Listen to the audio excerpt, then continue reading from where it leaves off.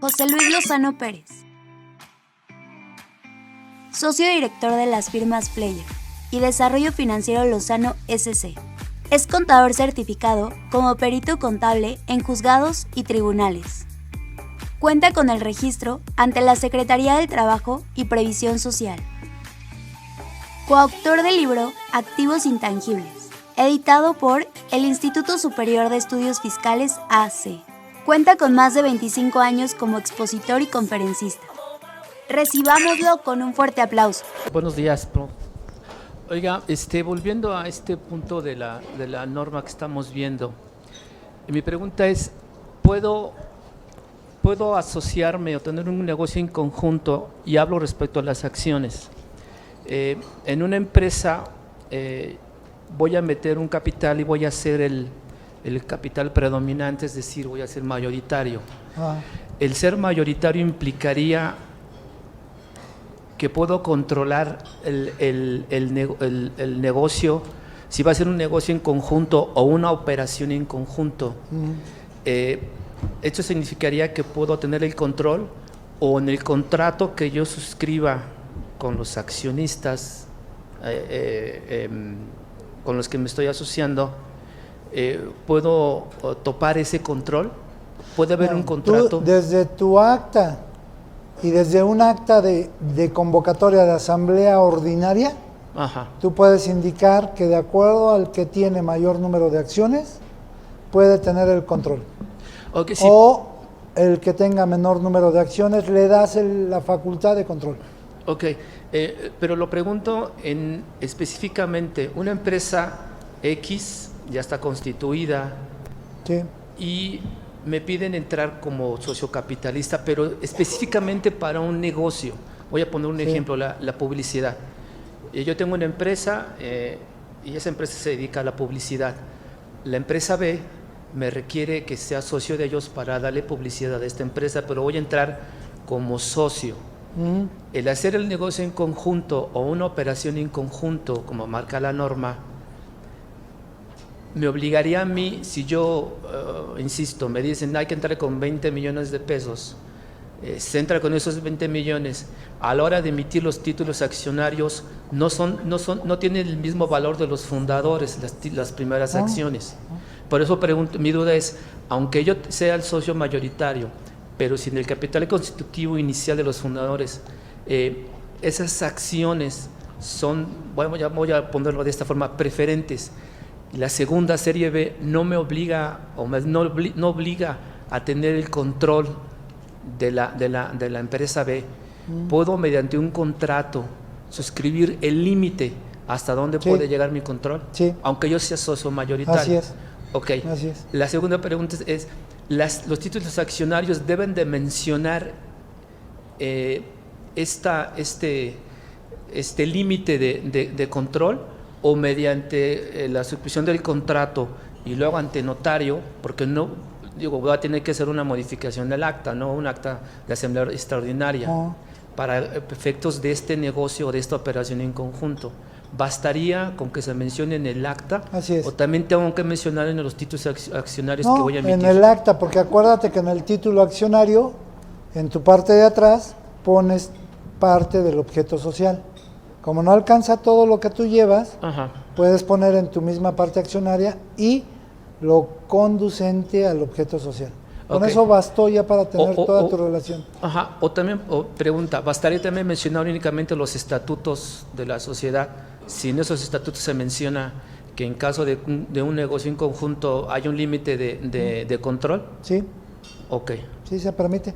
Ahí tienes tu norma C11, que es la que te marca los estatutos y tu base del capital. Okay. Sí, porque la norma, la C21 es la que marca del negocio o de la operación en conjunto. Claro, entonces yo lo veo como que es una separación, es uno u otro, ¿no? Sí, no, pero lo puedes plasmar junto. Ok, gracias. ¿Vale?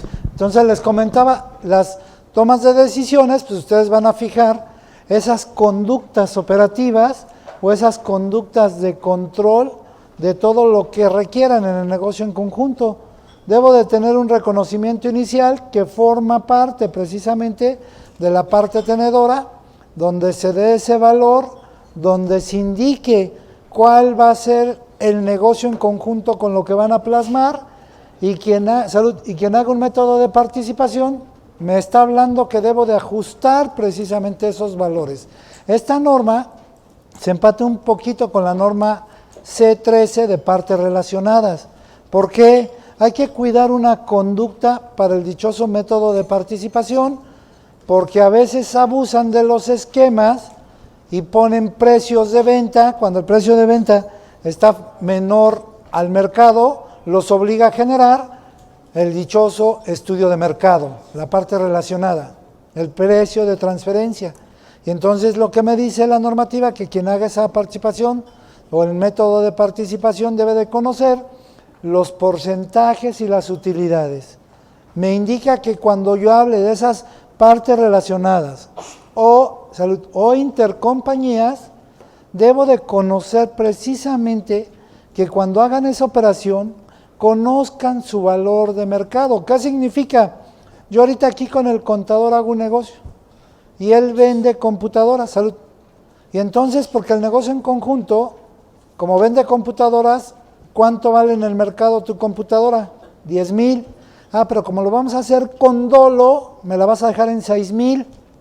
¿A qué me obliga a futuro? A que puedo caer en un estudio de precio de transferencia.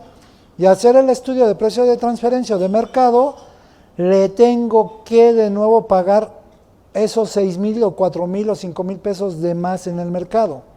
Entonces, si van a hacer un negocio en conjunto, debo de aprender a buscar el precio de mercado, sin abuso. Si él lo vende en 10,000 y me lo va a seguir vendiendo tal vez en 9,500, no hay abuso de confianza. Pero si él lo vende en 10,000 y a mí me lo deja en 4,000, sí hay abuso de confianza. Si recuerdan, era una de las pláticas que hablábamos hace 8 días, cuando dicen, es que el dueño compró un carro de 900 y se lo vendió a otra empresa en 200, pues es que es con dolo. Si se lo acabo de comprar en 900 y en el valor de mercado vale 800, pues está más sano, más saludable. Pero si lo vende mucho abajo del mercado, quiere decir que lo hace con dolo. Y después lo vuelvo a comprar en 800, pues eso es esquema de falsedad.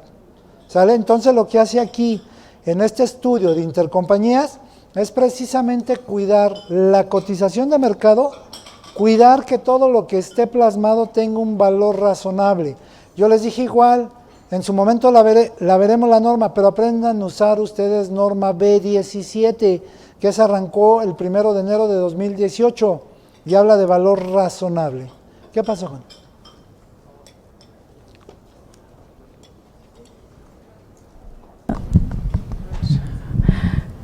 Buenos días, José Luis. Yo tengo una duda. Por ejemplo, las personas que se dedican al cultivo del maguey, del agave y a la producción del mezcal, ¿podrían entrar dentro del ARIC? Claro, tienen ejido, tienen una comunidad ejidal, una comunidad de sector primario, pueden entrar en ese grupo. Muy bien, muchas gracias. Tú generas una de destilado de agave y tienes tus agaveros. Muy bien, gracias. Ya cuando hagas eso nos invitas a todos. ¿Sale? Y entonces sí, dice que yo tengo que hacer toda esta evaluación igual. ¿Qué pasó, Fer? ¿Me vas a... Préstame su micrófono, porfa.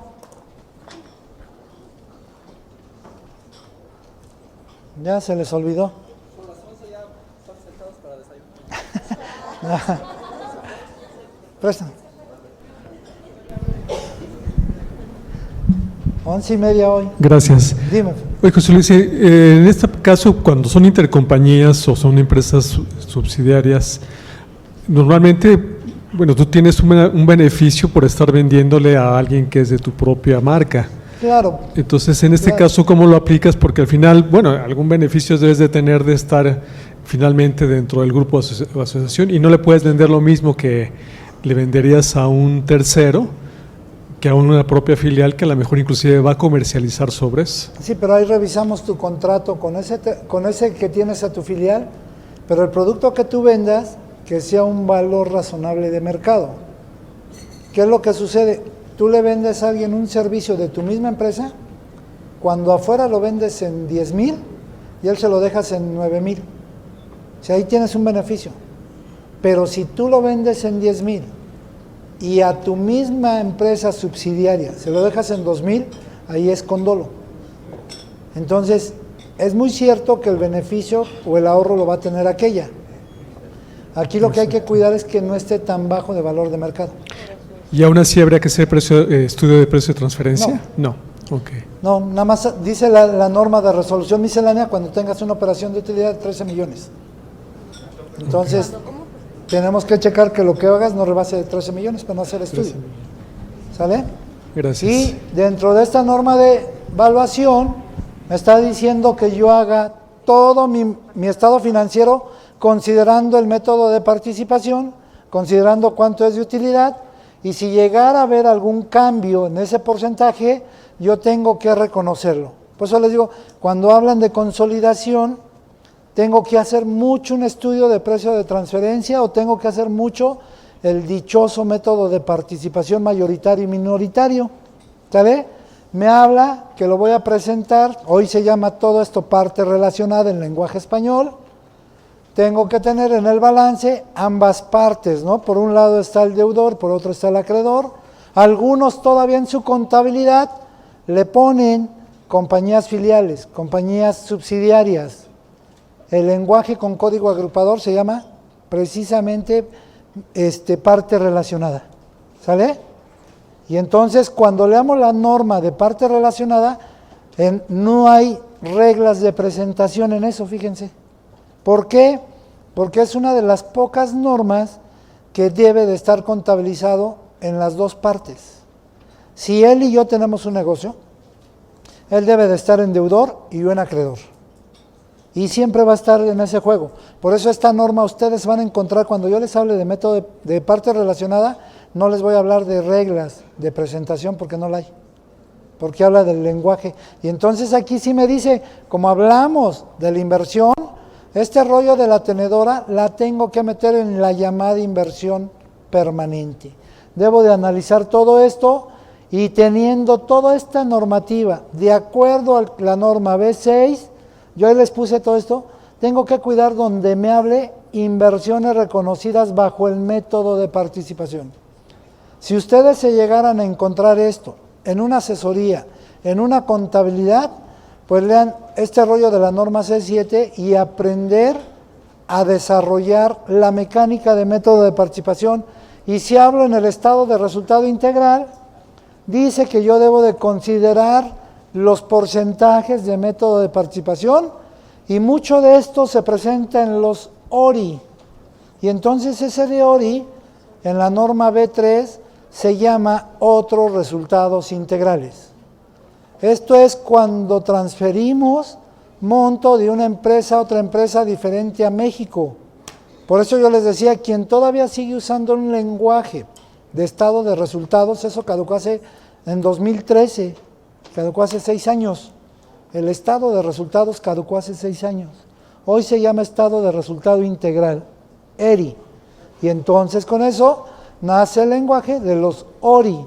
¿Sale? Y esto en vida real, ¿qué significa ORI? Significa que yo le vendo a una empresa en dólares y esa empresa en dólares me paga en euros. La diferencia de conversión no es fluctuación cambiaria. La diferencia del pago de moneda se llama ORIs. ¿Sale? Entonces, ese lenguaje lo deben de entender. Pero si yo le vendo en dólares, me paga en dólares, ahí sí hay fluctuación cambiaria. Eso se va al RIF, al resultado integral de financiamiento. Pero si yo le vendo a una empresa y me paga con otra moneda diferente a la mexicana, diferente a la del país que le facturé, eso se llama ORI. ¿Sí? Para que lo entiendan. Porque ¿qué es lo que pasa? En su código agrupador del SAT, precisamente viene un renglón que se llama otros resultados integrales, y entonces ustedes estamos educados a que hablamos utilidades acumuladas, pérdidas acumuladas. Y ese lenguaje de resultado integral ni sabemos cómo se ocupa. Ya les estoy diciendo cómo se ocupa. Cuando yo le vendo a alguien aquí en México, lo vendo en dólares y de esa de dólares me paga en dólares canadienses, ya son ORIs. Le vendo en dólares americanos, me paga en euros, ya son ORIs. ¿Sale? De acuerdo a la tercera moneda, vamos a llamarle así. Tengo que reconocerlo y revelar pues el negocio que se está realizando con esas partes subsidiarias, haciendo precisamente la política de por qué lo estoy haciendo, contemplando todo esto. Y esto es un ejemplo que les pongo, digamos que práctico para que lo entiendan. Les digo que yo pues he tenido esa suerte de trabajar 20 años en empresas transnacionales. A mí me tocaba hacer todo este rollo. Yo aprendí a usar normas internacionales, aprendí a reexpresar, aprendí a hacer 4 estados financieros, porque aquel que le toca trabajar en una empresa transnacional va a hacer estados financieros con IF, estados financieros fiscales, se hacía estados financieros con reexpresión y se usaba estados financieros en inglés y en español o con la norma B15, que igual allí yo les voy a hablar de la norma B15 y aunque no sepamos inglés, que vean un estado financiero en inglés. Vamos a hablar dólares, cómo se hace la conversión. Entonces, cuando hacíamos este rollo de método de participación, es una locura. Me tocaba consolidar Japón, Portugal, Venezuela, Argentina, España, Estados Unidos, México. Hoy todavía esa empresa sigue siendo la número 1 de Latinoamérica en fundición. Yo ya no trabajo ahí, les doy asesoría todavía, pero hacer este rollo es un esquema grandísimo. Se llevan como un promedio de 70 hojas en Excel para llegar a un resultado. Aquí se las pongo nada más en una hoja de algo resumido para que ustedes lo hagan. Porque les digo, en México ya casi nadie consolida contablemente y las empresas están en el extranjero y ya no están tanto en México. Y las que están en México, pues tienen que consolidar contable fiscal. Ustedes saben que eso ya no existe. ¿Sale? Y entonces, ¿qué es lo que pasa con este ejemplo? Me dice que esta empresa, digamos que es la tenedora de la inversión del 35% de acciones de una asociación que fue creada en tal año y a la fecha presenta sus estados financieros.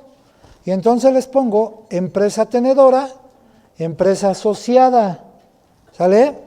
El valor de la inversión de la tenedora equivale a 350 acciones porque es con lo que está partiendo. Acuérdense que aquí son inversión en acciones. Y trae un precio de 35 millones, las acciones que se adquirieron en 2014 y solo han tenido un ajuste de evaluación en el año 2015, al 31 de diciembre las cuentas contables integran lo siguiente. O sea, yo tengo que ver mi estado financiero, trae su capital, sus utilidades acumuladas, su reserva legal, traen efectos de reexpresión, que acuérdense que igual yo les menciono algo. Desde 2008, o sea, hace 11 años, no existe reexpresión. Si ustedes tuvieran en su contabilidad todavía algo que le llaman reexpresión, lo que dice esa norma, que debo de desconectar la contabilidad y el resultado neto se manda al capital, a otras cuentas de capital, ¿sale? Pero aquí, ¿qué es lo que sucede? Todavía hay empresas que siguen usando esto. Y entonces esa regla del B10 dice que cuando en México en 3 años rebasa el 25% de inflación, pero ya vieron que aunque aquel tiene otros datos, dice que nada más vamos a alcanzar el 2 este año, y los que estamos afuera anda por el 15, esa es la gran diferencia, ¿sale? Entonces yo pido la información, tengo mis estados financieros, reviso lo que trae, y también les pongo un indicativo, no se realizaron operaciones entre la tenedora y la asociada. Las acciones que estuvieron en circulación permanente al capital social de la empresa asociada son de 1,000 que fueron emitidas con un valor nominal de 50,000, cada una según la escritura, porque ahí debe de estar, como decía acá Salvador, debo de tener una escritura donde plasme la parte accionaria, ¿sale?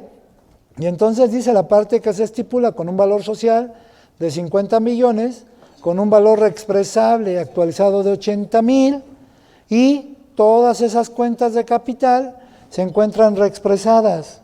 Nos podemos enfrentar allá afuera con empresas, de verdad, empresas grandísimas, que todo mundo, ¿qué piensa de una empresa grande? Tiene todo 100%, y resulta que está peor que nosotros, ¿no? Y entonces aquí le hablo de reexpresión, en esa reexpresión, lógico, ya no se usa, pero sí se los pongo, tengo que hacer unos pasos o usar unas fórmulas.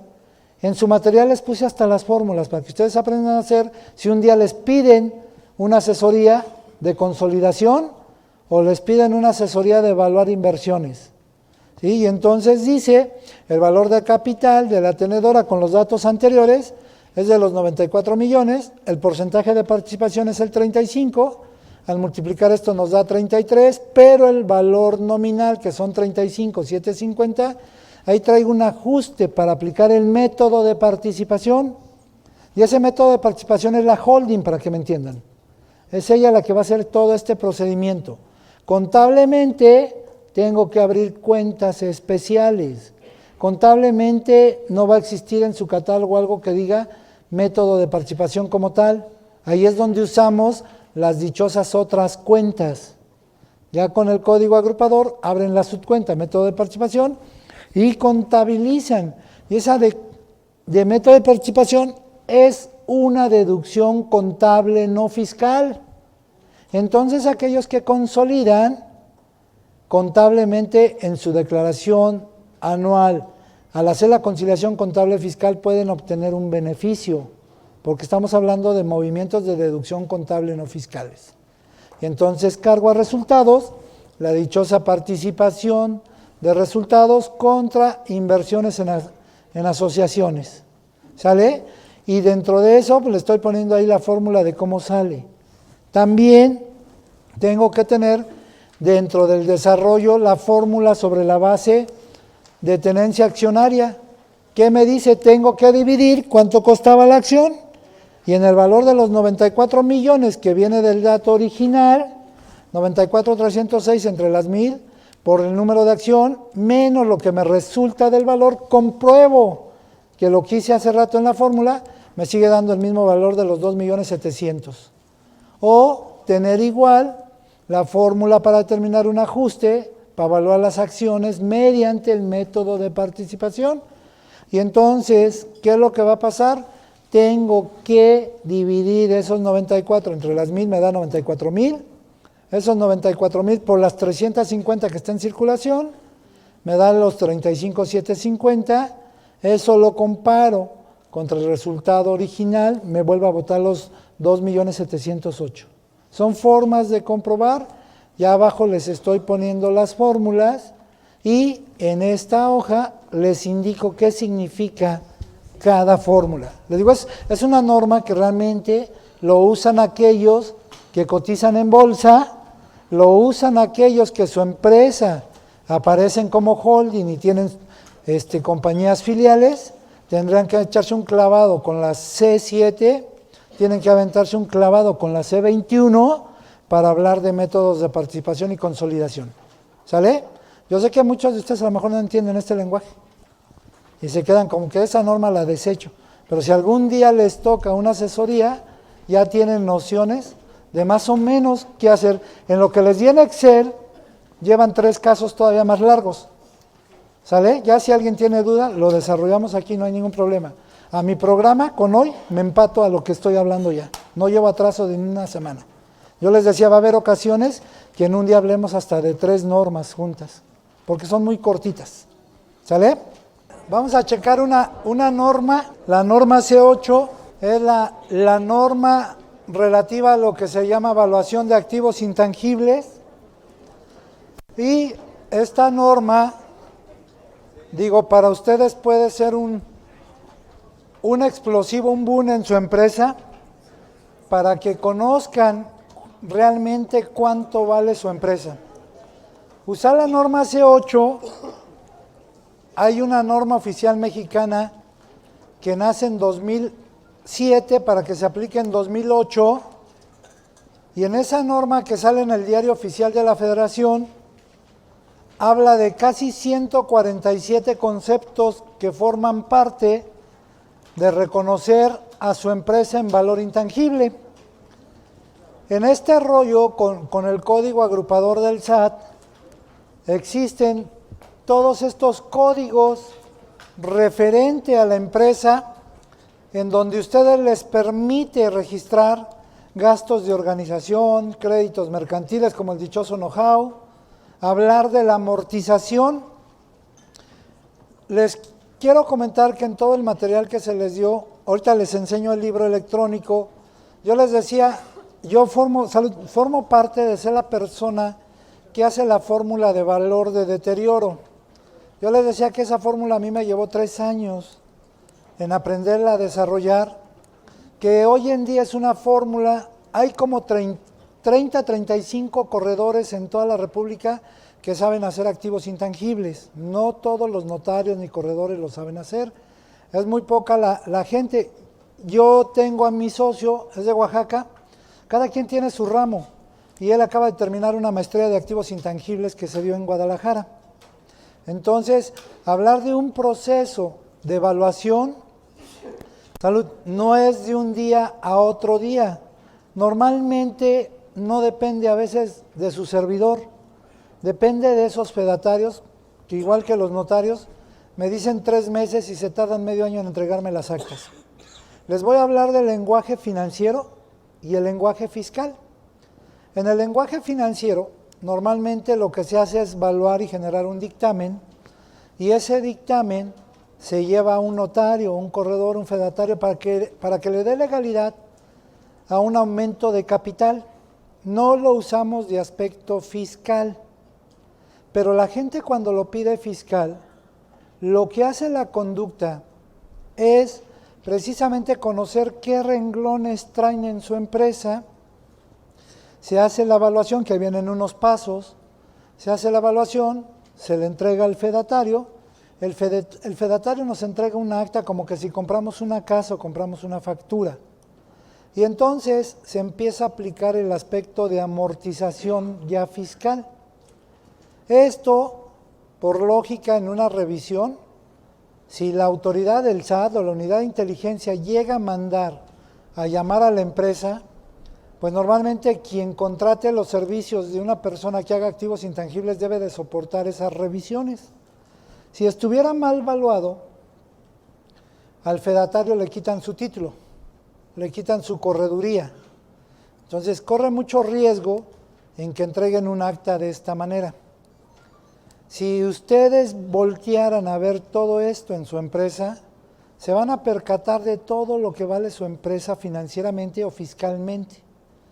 Normalmente, cuando lo hacemos, la gente piensa que si hoy me contrata, mañana ya tiene su acta. Por mí yo la puedo hacer en un día, pero no depende de mí, depende del fedatario. Entonces, yo les digo algo, ustedes ahora que vean esta norma, yo les platicaba algo. Aquí, el conocer el valor de su empresa yo se los puedo regalar, pero no les voy a regalar mi fórmula, porque pues es la que vale 15 millones de pesos. Entonces, yo les digo, oye, yo quiero información. Con todo esto que vamos a ver, se van a percatar de todo lo que cada uno de ustedes ha dejado de evaluar en su empresa.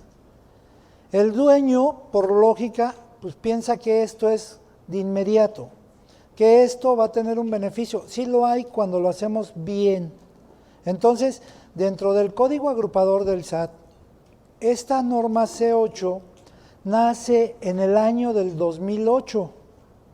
Dice que en México se pueden evaluar activos intangibles. Para eso existe una norma que se llama norma de metrilización, algo así. Y son cosas de un lenguaje no contable, voy a pensarlo. Es un lenguaje muy jurídico, muy fiscalista, y esa norma oficial mexicana dice que las empresas pueden evaluar esos conceptos. Entonces, la autoridad, con todo este cambio, cuando desarrolla el proceso de contabilidad electrónica, mete estos códigos agrupadores. Yo les decía, si lo hago como persona física, ¿cuánto vale mi negocio? ¿Cuánto vale mi despacho? ¿Cuánto vale mi empresa?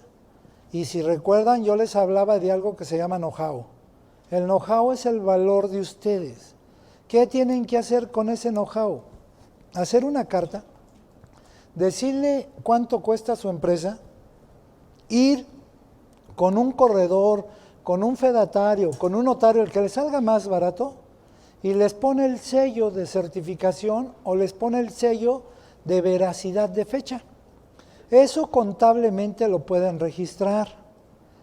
Eso es un movimiento al activo no circulante, dentro de crédito mercantil o dentro de activos intangibles contra patrimonio.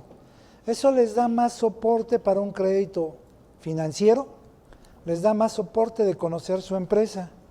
Cuando no aprendemos a evaluar todo esto en el mercado, pensamos que tener un escritorio, una computadora, una impresora, una silla y un mueble, eso es nuestro capital. Pero ese es un capital de operación nada más.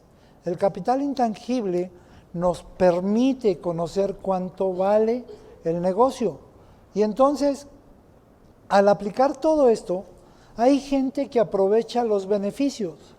Yo les mencionaba que dentro de todo este ámbito de mi trabajo, pues me ha tocado evaluar empresas, algunas que tienen un color amarillito con azul y una llavecita de la abuelita. Ya ustedes saben cuáles son.